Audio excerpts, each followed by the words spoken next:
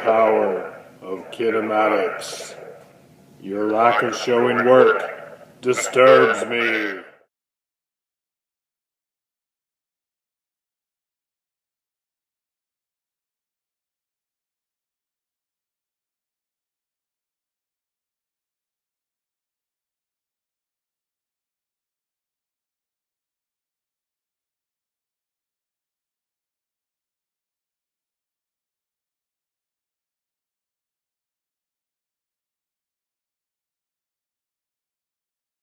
Alright, what we need to do with this problem is we need to go through and we need to figure out what our givens are in the particular problem.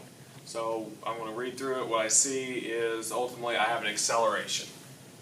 So my acceleration equals negative 3.0 times 10 to the second meters per second squared. Okay, that's the first thing I get. If I look at the problem, I'm not getting a whole lot else. But I do know that I have to figure out what a particular distance is, what my displacement is when I hit the barrel, when I hit the barrier, how far I need to go before I stop. So ultimately I'm going to be solving for a distance, so I'm going to put a question mark there. Other things I need to know, or that I have been given in the particular problem, is I know that I have a final velocity, so where I'm going to be stopping ultimately has to be 0, because we've crashed, we're done, we're down, 0 meters per second. They give us an initial velocity, so my velocity when I hit is going to be 99 kilometers per hour. Alright, so here's the information I have. This is all I have to work with. So you'll notice my initial velocity is in kilometers per hour. That does not mesh well with my meters per second squared. So I need to get it into a unit that's going to mesh. So we need to get kilometers per hour into meters per second. Here's how we're going to do that. So we have 99 kilometers per 1 hour.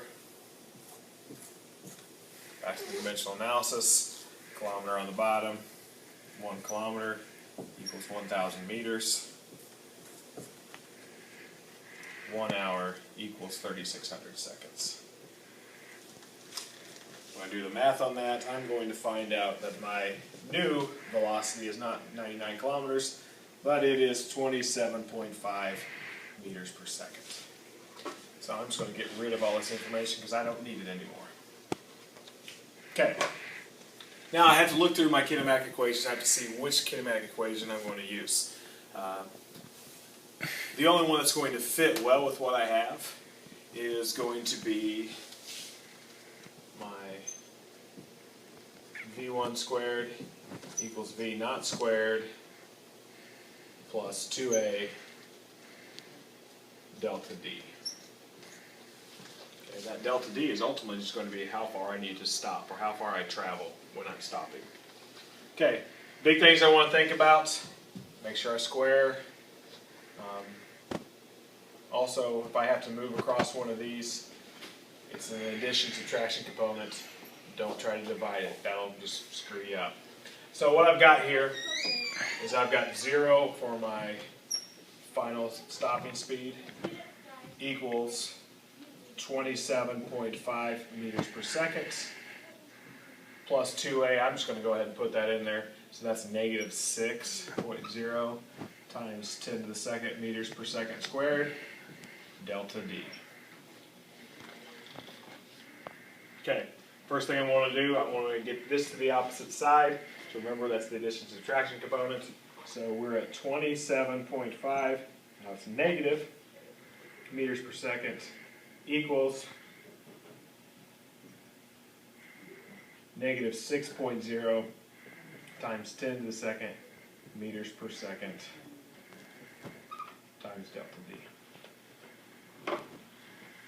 With that, I'm going to get rid of this and don't even get tempted to look at it. Alright, from here, I need to get my 2A to the other side. So I'm just dividing. Notice I got a negative and a negative, so that's going to get rid of my negatives.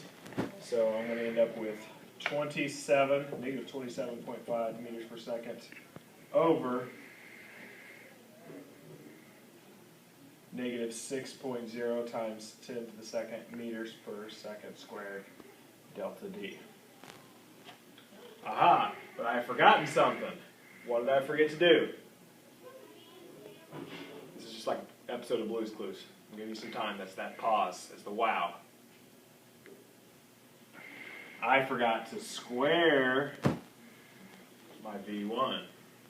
So if I were to square that, not only does the number get squared, but my units get squared too. So when I square that, I don't have negative 27.5 there. I now have a much larger number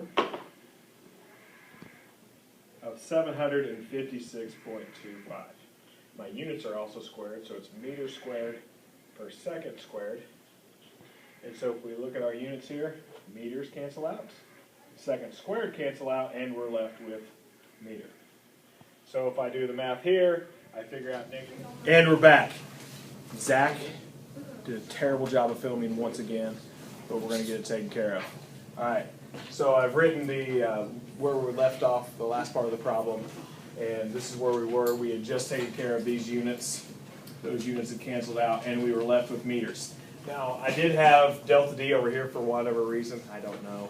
But I've got it where it should be at. And when we do the math on this, we have negative 756.25 divided by negative, basically 600. So when I do the math on that, we end up with 1.26 meters.